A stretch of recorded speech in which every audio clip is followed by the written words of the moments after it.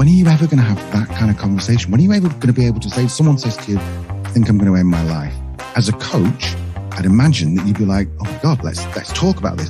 Whereas as a Samaritan, you can say, so what do you think death is going to be like?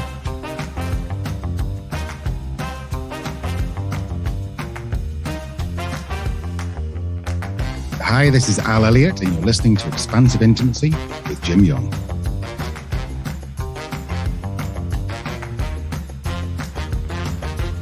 Welcome to Expansive Intimacy. I'm your host, Jim Young, and I'm on a quest to help men like you and me discover how to apply intimacy to unlock new, expansive versions of success in your relationships, your work, and your life. With each episode, we'll take another deep dive into the intimacy toolkit to show you how you can enhance your emotional intelligence, leadership abilities, and relationship skills. So settle in and open up, because it's time to get intimate.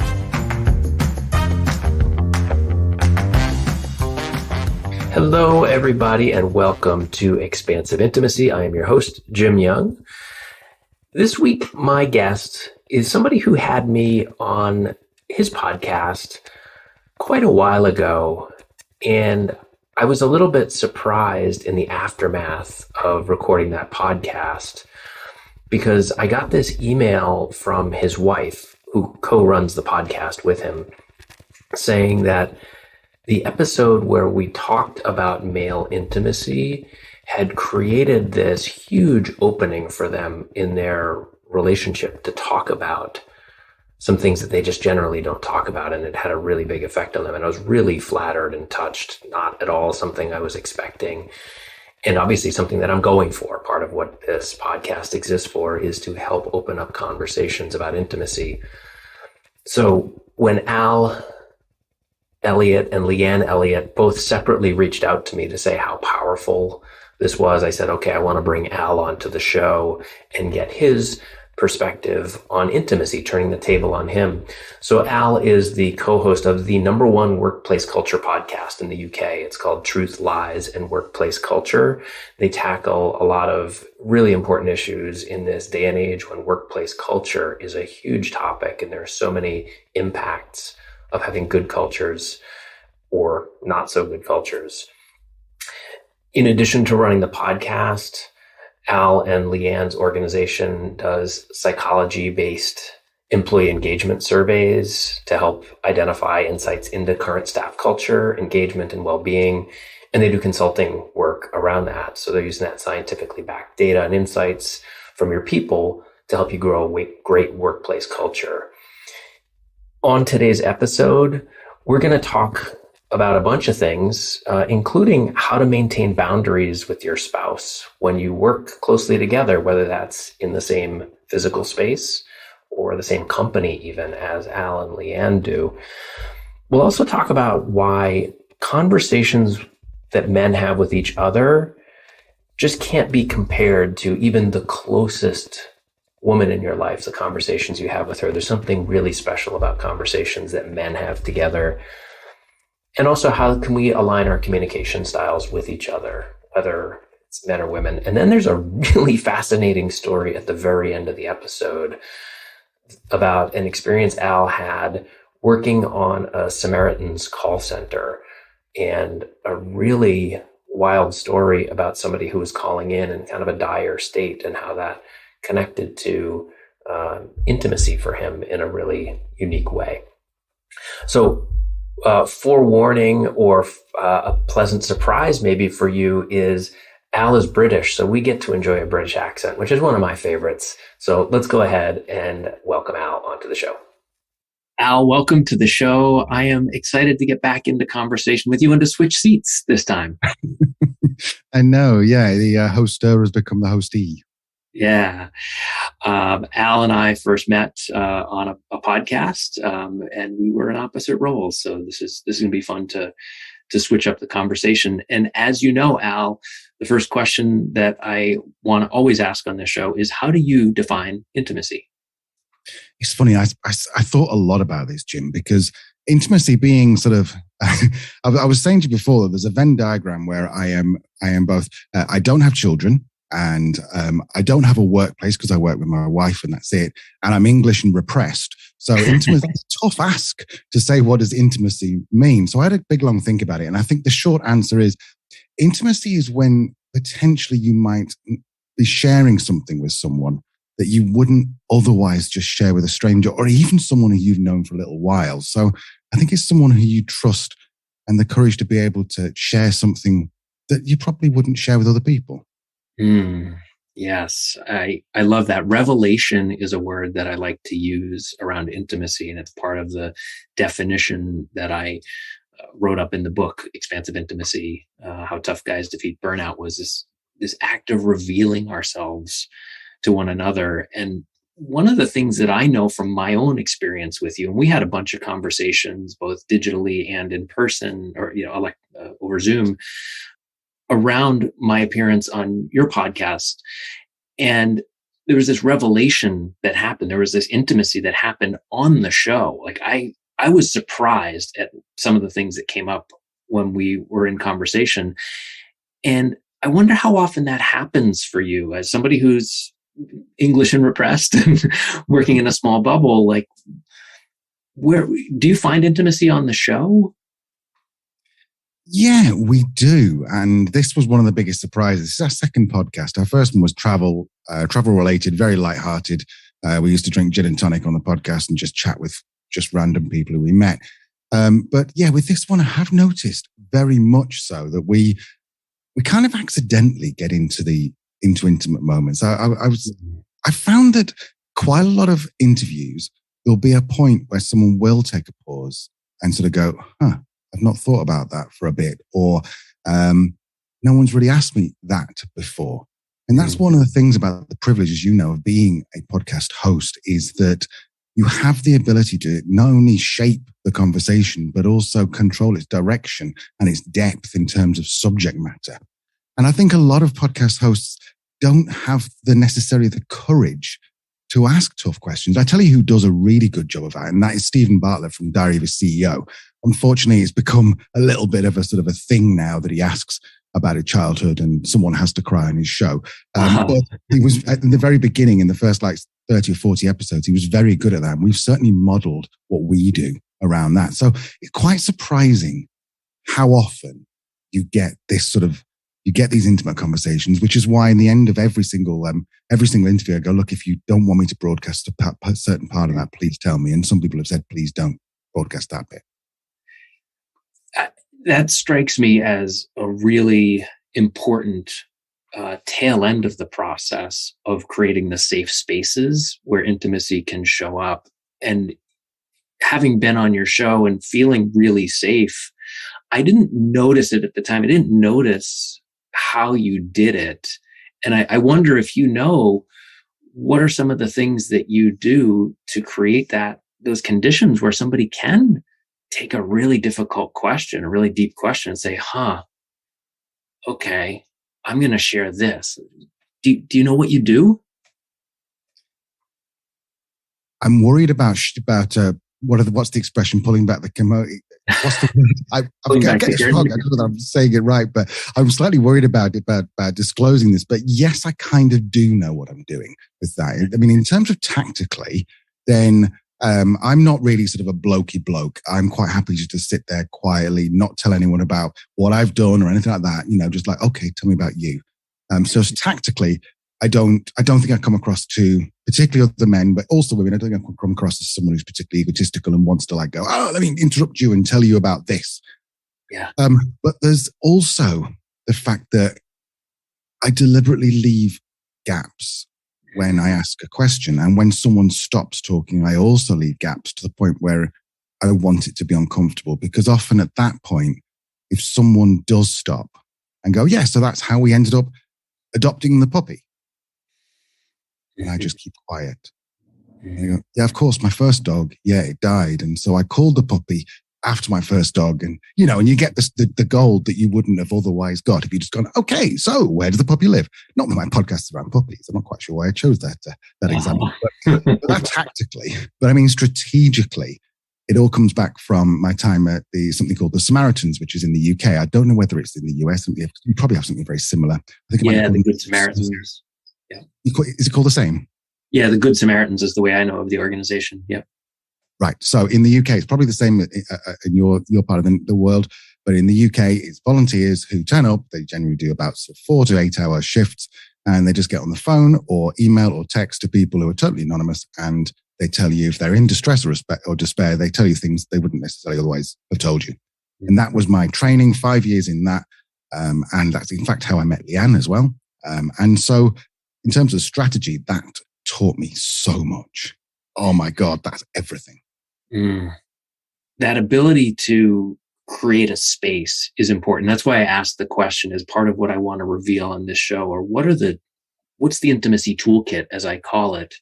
And so thank you for letting us peek a little bit behind the curtain of some of these things that we can do, any one of us, to create a space where somebody can say, well, it's because of my other dog that died, and that's why we named the puppy this. And that was really sad, right? That's when we bring the humanity into the conversation. Yeah. And I think the biggest problem that if you watch anyone who interviews on TV, radio, whatever, my biggest bugbear is when someone asks a question and then goes, because when I was in the army, and you're like, you just made the entire question about you. So now you're in competition. So the person who's answering has to answer in a way to make themselves look equally or better than you in order just to answer the question fully. And I just think, stop any of that. Never say because if you're asking a question, ever. That's my opinion. That's a terrific nugget for our listeners. Keep because out of the question. Keep yourself out of the question if you really want to be open and curious. That's a gem. You noted that you do these interviews and you do the show with your wife. And I want to talk a little bit about the story around when you all invited me onto your show, and Leeanne originally reached out to me and said, I want to interview for a show around burnout. And just before the show, I feel like it was a few days before, she said, actually, I'm going to have Al interview you because I feel like it might be more interesting to have a man-to-man conversation there. Could you share a little bit about what transpired between the two of you that led to that? Yeah, we were doing this. We reached out to a lot of people. This is fairly early on in our podcast journey, so we weren't inundated with guest requests like we are now. So we were kind of, thin on the ground. So we're like, okay, right, let's go and try and find the expert. So we got in touch with you, and I think there was 3 other people. I think your friend Kate, and a guy called William. And we were like chuffed to bits that we got these amazing people, amazing guests. And we're like, yeah, this is great. And then Leeanne was scheduled to do all of them because she's a business psychologist. And then she just said, you know what? I've looked a little bit into Jim, and because you were the centered coach at the time, I can't remember whether your book had come out or was just coming out. And so we're like, we knew that your focus was towards men. And Leeanne said, I think this would be a really, really interesting conversation between the two of you. She'd read some of your stuff. She knew your tone of voice. She knew that you were quite similar, I think, in the way to I am, in that you will want to ask questions with an idea of actually hearing the answer rather than asking the question just so you can move to the next one. And so she said, you two need to talk. And I was like, this is cool because he sounds like a cool guy. But, I didn't expect the conversation we had to be as cool and as amazing as it was. So it just goes to show that she's a psychologist. She understands human behavior, and she could predict very easily that you and I would not only get on well, but be really, this was one of the greatest intimate conversations I've had on the pod with you. And she predicted that. There's a Grateful Dead song that just jumped into my mind. It's called, at least the lyrics go, "That's right, women are smarter." So just another case in point. I also know that after recording that episode with you, I got some emails from you and Leeanne saying that there were conversations that happened in your household based on that episode. And I was so surprised and flattered that there was something going on based on this conversation. I'd love to just hear what opened up or what transpired between you. Well, generally what happens after each interview is that the person who did an interview will listen through and start to like highlight passages that they think were good. Because the way our show works, we tend to do it panels. So we don't tend to do a linear interview like you do. We tend to have 3 guests on and use snippets from each one. And Leeanne was 3/4 of the way through, and she just came through to me and said, Al, this needs to be A standalone episode, and B, I need to just introduce it, and that's it. Because this is a special conversation. And I think part of that was because she was thinking about the listeners, and she was thinking, it's almost like you're sitting at a table next to a couple of guys and they're having this deep conversation, and you're not supposed to hear it, but we just happen to get it all on tape. But also I think part of it is because no matter how close you are to females in your life, they probably don't know the types of conversation that men have when they are really open and raw and honest.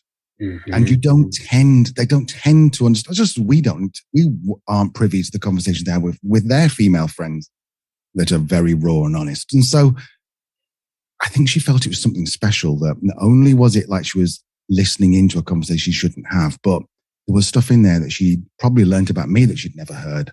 And she just said, this is just so special that it has to be in its own. So the format of the show was that she introduced it, and she said it was called The Untold Heartbreak of Men, was the episode title. And she went, look, I'm a woman. We've talked about women's health. We've talked about women burnout. This is special. This is a conversation you're probably not going to hear usually. You usually wouldn't have this kind of insight. So she said, it's got to be on its own. It's got to be just us two.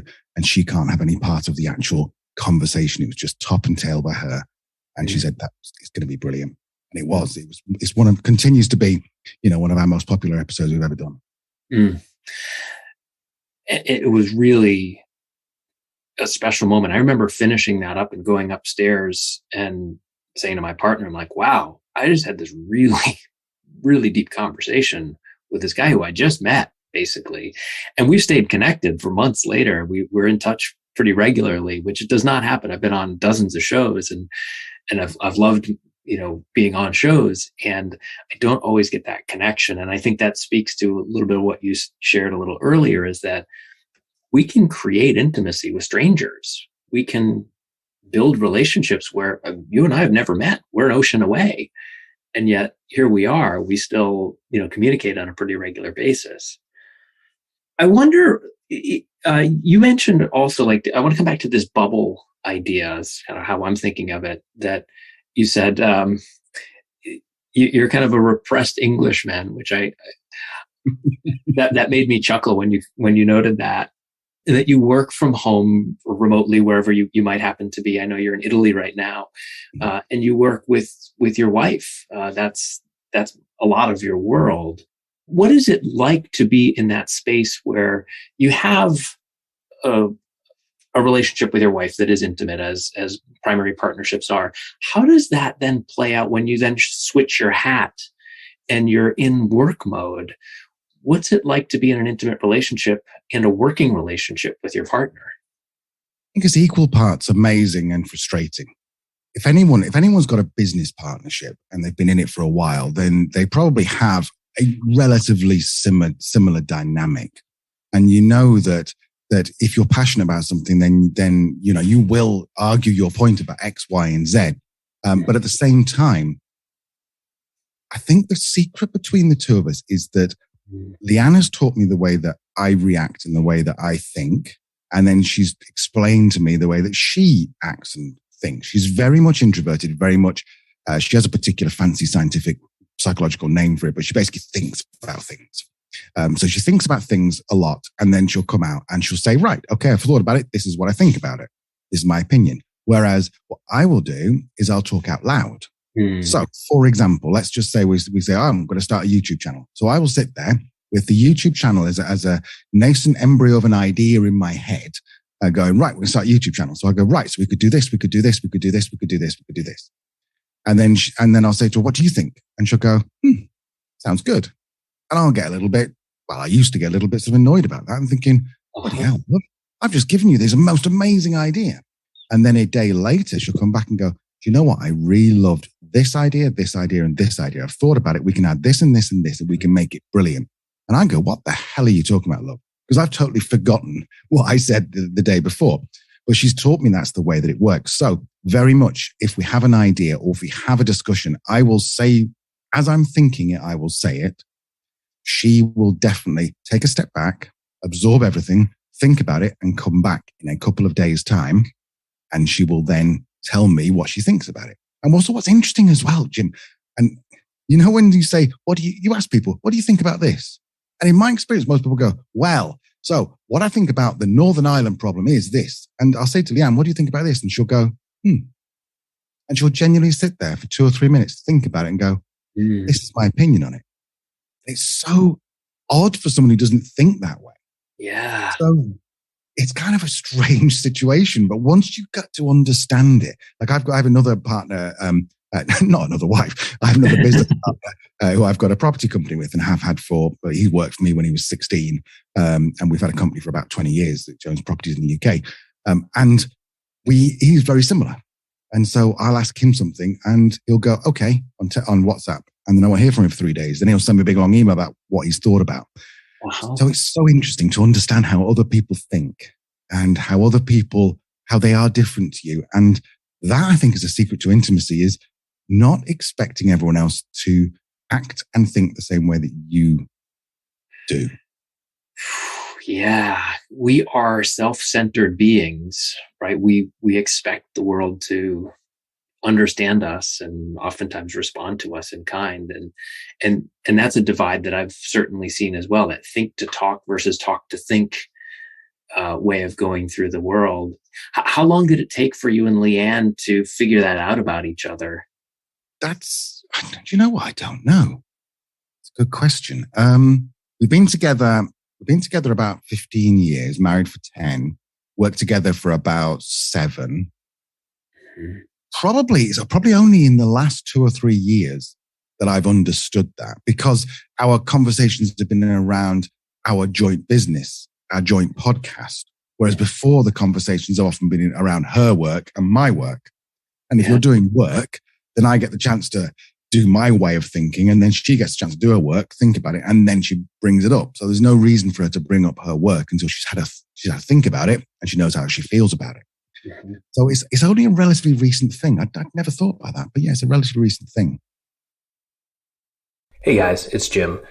If you're listening to the show and you're thinking, yeah, wow, that sounds like me, whether it's topics like burnout or issues in romantic relationships, friendships, at work, with kids, or whatever else, I'd love to talk to you. I've spent the last 12 years working my ass off to solve those challenges in my own life, and I'd love to share some of that wisdom with you. Get in touch with me. You can reach me at jim@thecenteredcoach.com, and I'd be happy to point out some resources that could help you too. I have a selfish question here, but I ask it because I think it could help other listeners who maybe are in a similar boat. Is my partner and I also do work that's very related and compatible. She's a relationship therapist and I'm a coach. And there are some intersections that we're both interested in because I focus a lot on relationship as well. And I wonder, are there lessons that you either learned prior to going into business together or that you've learned since going into business together, that if somebody is thinking, hey, I want to start a business venture with my intimate partner, my romantic partner, here are some things that would be helpful to talk about ahead of time or consider or think about? Yeah, definitely. I think there's a couple of things. There's, first of all, just this sort of apportioning responsibility for certain things. So with you and your partner, then you might look at each other and yes, okay, you've got overlapping work. But if you were to create your own consultancy together, you might say, well, look, I'm good at sales and marketing. You're good at admin and accounts, for example. And so never the twain shall meet. Don't you try and do my sales and I'll not try and muck about with your spreadsheets. So that on a kind of a basic level, just look at each other's strengths. Sure. But I think the other point which I had, which was a good one, and now it's just left me 1 second. The other thing which I think is so important is choosing the context, the literal context and surroundings of when you have your conversations. Mm. So if Leeanne's sitting next to me working on something, I've learned not to turn around to her and go, do you know what? I'm wondering about advertising on Google and doing this. She's like, I'm literally not in the space to talk about this. Mm-hmm. If we have any kind of meeting about something, we will go out of the house, we'll go to a cafe, we'll sit there, we'll have a coffee, we'll talk about it, and then we'll go back. Because invariably we disagree about things. Yeah. And so the beauty of that is that the disagreement stays out of the house. When you come back in the house, mm-hmm. that's it. Everything's okay. And I think the other thing is that just to have that rule that, and it's a very flexible rule, but a rule that, okay, so after 5 o'clock, unless we don't talk about work, but what you can do is go, I've got an idea. Shall I run it past you now or tomorrow? And then if they go, yeah, sure, tell me now. Great. Mm-hmm. We'll go, no, I don't want to think about work tonight. Send me an email or something like that. The other weird little sort of tactic is we have lots and lots of WhatsApp groups, just us and her in it. Uh-huh. And so there'll be certain subjects. So anytime I see something, like I'm reading Google Reader and I'm like, oh, that's a cool article. Rather than send it to her email, I'll send it to the WhatsApp group. And so whenever she wants to, she can open that up and she'll see there's 20, 30 links of stuff that we could be writing about or doing podcasts about, but it's in her own time. It's asynchronous rather than synchronous. And those, I mean, you can use anything from Feedly to Google Meet groups to whatever, but that works for us. And sort of keeping those sort of 3 things in place certainly made things so much easier. I love those examples, Al. We hear a lot about boundaries in relationships. Those are some super detailed ways of creating it. Having a WhatsApp group that's called, marketing ideas. I'm not in the context. I'm not in the zone to have that conversation with you, which you spend a ton of time together. You probably spend 90% of your time together because you work and live together, and being able to say, this conversation is for this time.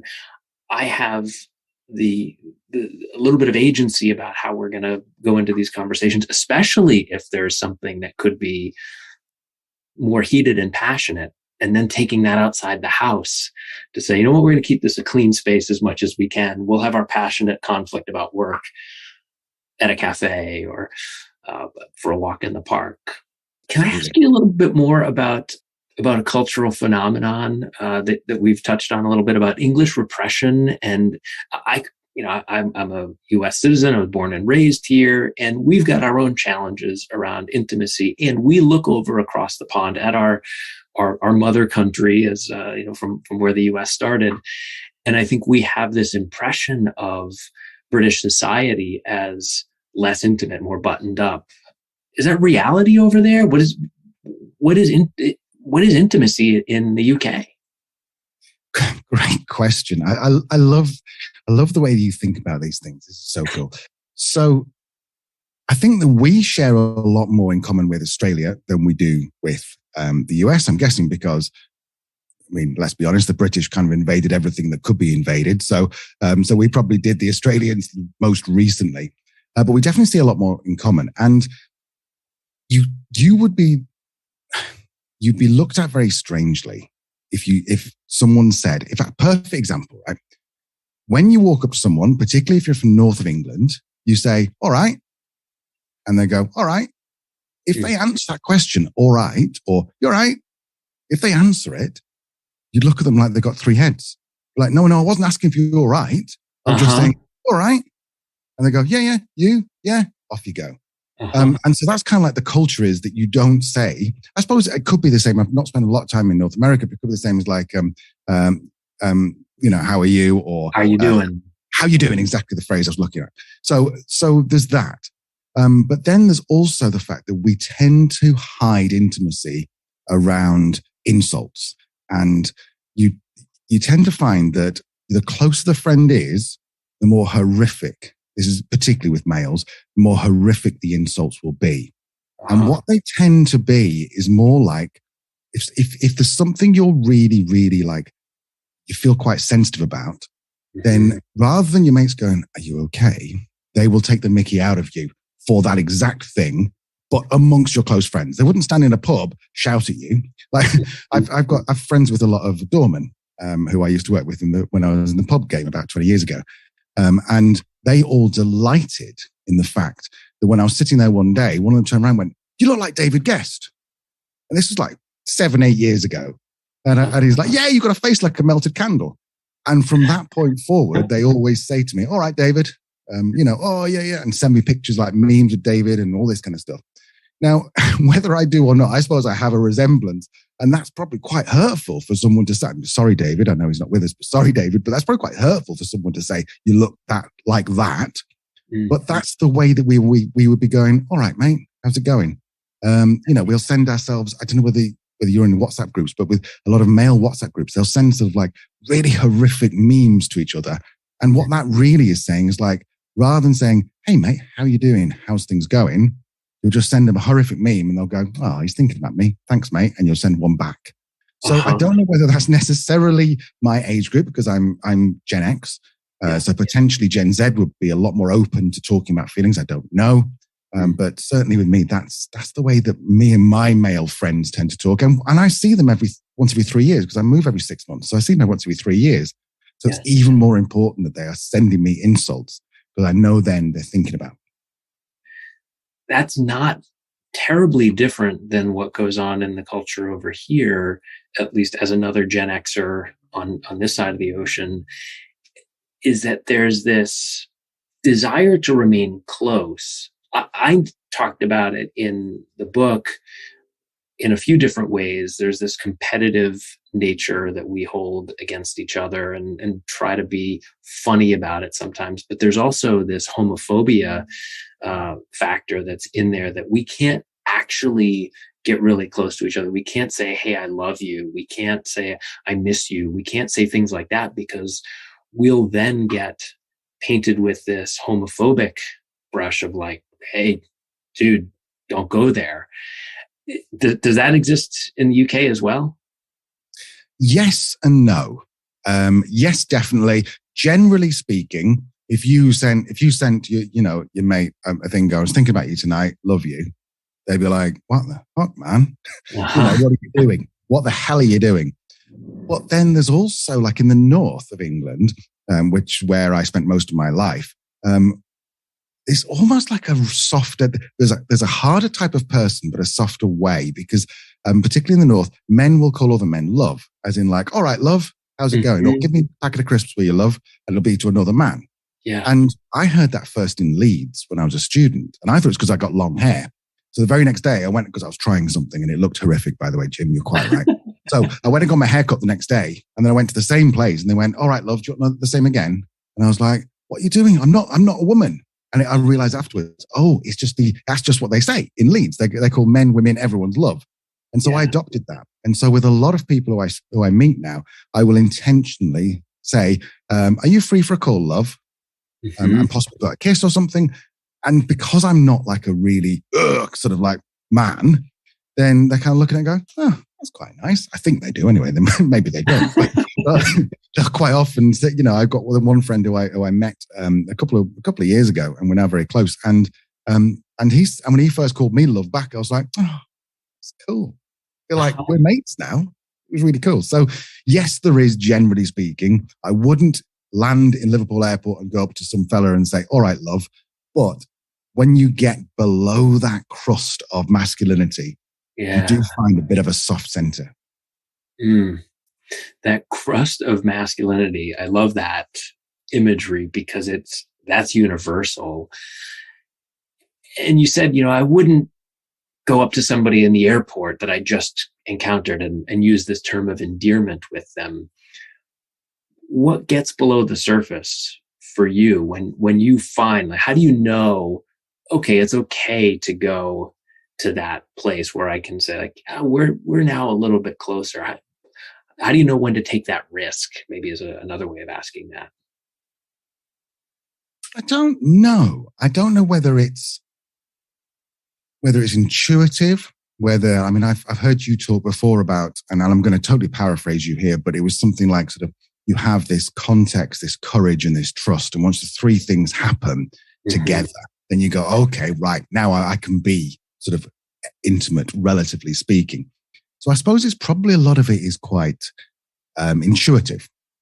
Particularly if you share, like, there's it's not even a saying, but it's kind of like everyone understands that you never really know someone until you've got pissed with them.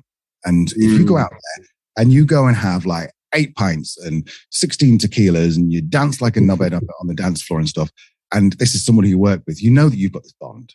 And you're like, okay, right. So we might go, what you do. And at that point, I would just try it. For me, I think a lot of other people, I think I'm very rare in that I will call other men love. I think I'm quite rare about that, particularly outside of the North. But I think it's just an intuitive thing, which must be so difficult for people who find intuition tough. Yeah. Someone who's got high EQ probably would go, okay, I think we're at the time with this stage. Someone who hasn't got that level, or perhaps is neurodiverse, I feel for them. I wouldn't, because that must be a tough sort of ocean to navigate, I would imagine. It's risky. And that's one of the primary things that I've learned over the years is I just got to take risks.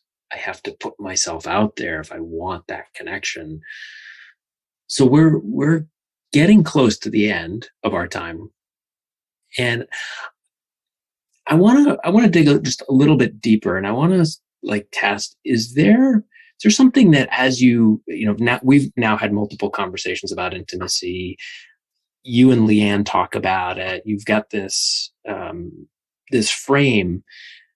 As you're pondering this, is there some yearning? Is there some place that you want to be able to take intimacy in your life that's maybe a little riskier? See, I'm doing a Leeanne now by thinking about this. Al 5 years ago, I just answered with something glib while he thought about it. I haven't actually thought that there's a particular place I want to go. Some of the most intimate conversations I've had with people have been strangers. And I really, really enjoy that. I mean, just as a little aside, one of the most intimate conversations I've ever had in my entire life was at the Samaritans. And there was this woman who called up. She explained that her husband was beating her, raping her, and she'd had enough. And it'd been going on for 5 years, so she was taking an overdose. And the whole point of the Samaritans, I don't know if it's the same over in the US, but certainly in the US, in the UK, is it's all about sort of self-determination. We are not there to talk someone out of ending their life. We're also not there to send an ambulance or whatever, unless they specifically give us the address and say, yes, I've made a mistake. I want to stop this. So our job is to say, so what do you think it'd be like when you died? The questions that their friend would never ask, because their friend would be like, oh my God, Sandra, don't do this. Not that I know her name. I'm just pulling a name. Oh my God, Sandra, don't do this. This is the worst thing. It'll be all right. It'll be all right. And the fact is, on this conversation, I was like, no, I wouldn't say this, but I was thinking, no, probably won't be all right. And this sounds like a reasonable route for you to take in your personal situation. So she ended up we're on the phone for about an hour and a half. She got drowsy as she was taking more and more tablets. Obviously, this is what she presented as. I'm guessing it's correct, but obviously I wasn't there. To the end where it's like, for the last 20 minutes, there was nothing. And just before she passed out, or I believe she passed out, she gave me her address. And I said, would you like me to call an ambulance? She went, nope, I'm definitely certain about this. And so I remember, I get goosebumps thinking about it now. I remember just sitting there for 20 minutes on the phone, listening. There was nothing. And in the end, I ended the call. I put it down. I was like, oh my God. So I've got this woman's address. I could ring an ambulance, but she told me she doesn't want to. Like, wow. And apart from a little bit of shock, because of course it's natural, it was more like, that was a privilege for her to share what she shared with me, to have the courage, like you said, to say all the things. And because it was anonymous, there was nothing for her to lose necessarily. She told me all that. And I was like, oh my God, that is probably the most intimate conversation I've ever had with a stranger and possibly ever will. It was just weird, but cool. Yeah, that is a powerful, powerful moment to be witness to that. And that's so striking, the conditions, right? The disagreement that you've made as a Samaritan that this caller understands is part of the agreement. That is a facet on intimacy that I've never considered, that when we create agreements, kind of like what you talked about with Leeanne around your workplace agreements, right? We can form agreements in a lot of different ways to say, this is how I want to honor intimacy in this situation. And for her, And we don't know, did she pass away? Did she recover? Is she still here? Weirdly, That, is that the way that the calls work, without going into too much depth, the way the calls work is that this person could have called from London and we were in Manchester, and it just happened to go to the nearest centre that's got a line available. yeah. And so Leeanne took a phone call an hour later from the same woman who'd woken up. She'd been sick. She decided she didn't want to do it. She was calling an ambulance, but which, one, never happens. No one ever rings back. Wow. Two, for the odds for it to come through to the same two people sitting in a small room in Manchester, possibly 50-1. So in this particular case, it was so bizarre. But we actually found out. I mean, I don't know what happened obviously after that, because no way to find out. But in that situation, we discovered that. That was, I mean, God, it was just weird. Wow. And to hold that space, despite knowing what you were hearing, had to have been so hard to be like, I mean, I would think for myself, I would want to do something and to know that the agreement here is I'm going to honor your wishes. That's a whole other level. It's not necessarily like anything particularly sort of like, oh my God, that's brilliant. It's nothing like that. It's just that this was the agreement that if you join the Samaritans, and probably 50% of people who trained left because they couldn't agree with that. But if you joined it and you agreed it, that was sacrosanct. There's nothing else. There's no other rules. Just that. That's the sacrosanct. And you know what? It was just, when are you ever going to have that kind of conversation? When are you ever going to be able to say, someone says to you, I think I'm going to end my life. As a coach, I'd imagine that you'd be like, oh my God, let's talk about this. Whereas as a Samaritan, you can say, so what do you think death is going to be like? And ask the question, genuinely interested in the reply. Who else in the world is going to be able to ask that same question when proposed, when someone tells them that? And that's just an honor, and it's cool, and it's just amazing to allow people to talk about these things, like you say, so intimately, without judgment, and with that agreement that you've just said there. The agreement is the most important thing. Yeah, there's a lot of dignity in that, right? I'm allowing this person the dignity to make choices, because in the end, we don't know hardly anything about the totality of someone else's experience, even when we're really intimate with them. And to be able to say, what do you think that would be like? Wow. Al, I don't know if we could go any further than that. And I think we'll move towards wrapping things up. Thank you for sharing that. That surprised me. I didn't know we would go to a conversation like that today. That's a remarkable way to lens to look at intimacy through. Well, neither did I, to be honest. And I'm so pleased I've had this conversation with you, because it gave me the chance to think about what it actually intimacy means, and it wasn't what I thought it was. So thank you for helping me think a different way. Keep learning. That's one of the goals of the show for me, is to keep finding new ways to understand intimacy. So thanks for bringing that in. Before we close up, I'd love to just give you an opportunity to let folks know about your show. I'll be putting that in the podcast and the intro, the show notes and the intro as well. But anything else that you'd like to share with the audience about the work that you're doing in the world? I think it's very simple. Our show is called Truth, Lies and Workplace Culture. It's all about the truth and lies of workplace culture, as it says on the tin. And essentially the format is that Leeanne is the expert. As I've said, my wife, my co-host, I'm the idiot. I'm a business owner, but I've no experience in it. So I very much act as the listener and say, hang on a minute, Leeanne, what does that fancy word mean there? The whole point is to simplify the science of people, and she does it fantastically well. You listen for, which very... I know coming from that story to go to a little bit more upbeat, but it's very upbeat. We do have very intimate conversations with guests, but we also don't take things too seriously. So it's not going to be something that you're going to sit there and come away from and need to go and have a stiff drink. I'll agree and disagree with Al on this, that I've listened to a number of episodes of their show, and they are not afraid to go to difficult conversations and topics and have real conversations about them. That's why I love what they're doing.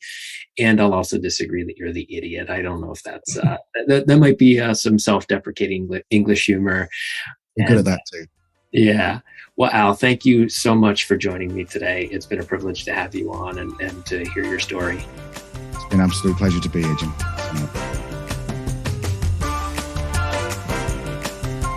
Hey, thanks for tuning in today. I really look forward to seeing you next week on Expansive Intimacy with me, Jim Young. I'd also love your help with expanding intimacy even further. Would you take a minute right now to rate the show and write a review? It's the best way for us to bring more people into the conversation. Thanks so much, and I'll see you next time.